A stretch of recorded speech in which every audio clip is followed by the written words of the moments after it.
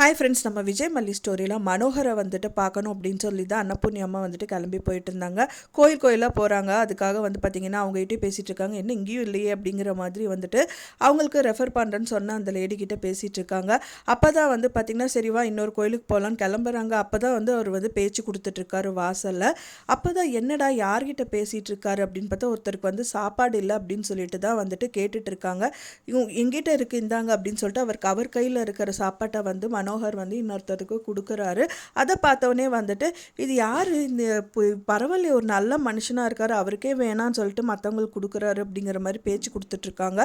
அப்போ தான் வந்து பார்த்தா இது மனோகரோட வாய்ஸ் மாதிரியே இருக்கே அப்படின்னு சொல்லிட்டு அன்னபூர்ணி அம்மா அவங்க பக்கத்தில் போய் பார்க்குறாங்க. பார்த்தோன்னே மனோகர் அப்படின்னு சொல்கிறாங்க. சொன்னோடனே மனோகர் வந்து திரும்பி பார்க்குறாரு.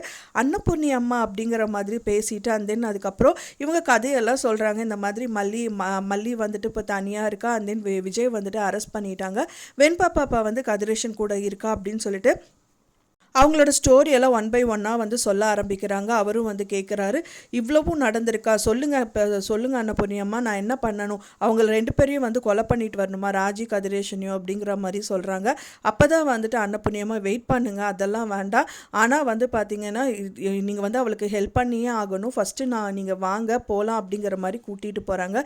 இதுக்கு முன்னாடியே அவர் சொல்லியிருப்பார் மனோகர், நான் வந்து நிறைய பாவங்கள் பண்ணிட்டேன், என்னோட பொண்ணை வந்து நல்லபடியாக வளர்த்தல அப்படிங்கிற மாதிரி அங்கே இருக்கிற அவங்க கிட்ட வந்து மனோகர் சொல்லிட்டு இருக்காரு. நீங்கள் என்ன பாவம் பண்ணி, நான் ஒன்றுமே பண்ணலை, ஒன்றுமே பண்ணாதவங்களுக்கு இந்த மாதிரி நிலைமையா அப்படிங்கிற மாதிரி சொல்கிறாங்க.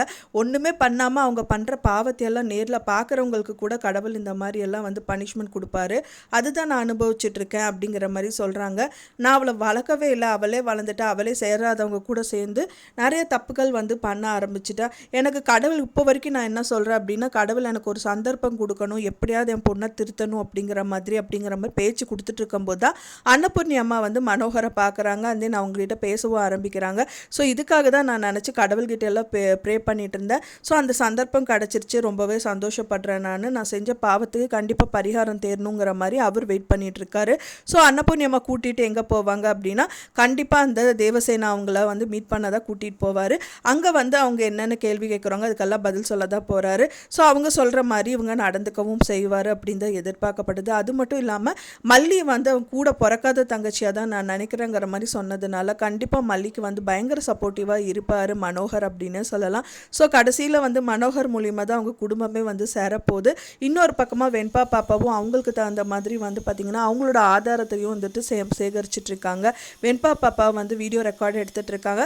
கரெக்டாக வந்து பார்த்திங்கன்னா அந்த புக்கு போட்டதுக்கப்புறம் தான் நிஷா வந்து அலறது, தென் வந்து அதுக்கப்புறமா வந்து கதிரேஷன் வந்து வெண்பா கிட்ட பேசுறதுங்கிற மாதிரி நிறைய விஷயங்கள் போகுது. அப்போல்லாம் வந்துட்டு நெகட்டிவாக அவங்க பேசும்போதெல்லாம் வந்துட்டு அரவிந்த் வீடியோ ரெக்கார்ட் பண்ணி வச்சுட்டாரு. ஸோ இதெல்லாமும் கொண்டு போய் தேவசேனா கிட்ட கொடுக்க தான் போகிறாங்க.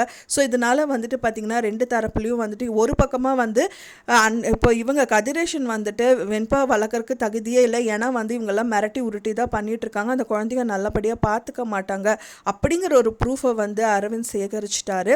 இன்னொரு பக்கமாக வந்து மல்லிக்காக வந்துட்டு மனோகர் வந்து பேச இருக்காரு. ஸோ அதனால் ரெண்டு பக்கமும் வந்துட்டு தரப்பு வந்துட்டு அவங்களுக்கு சாதகமாக போயிட்டுருக்கு.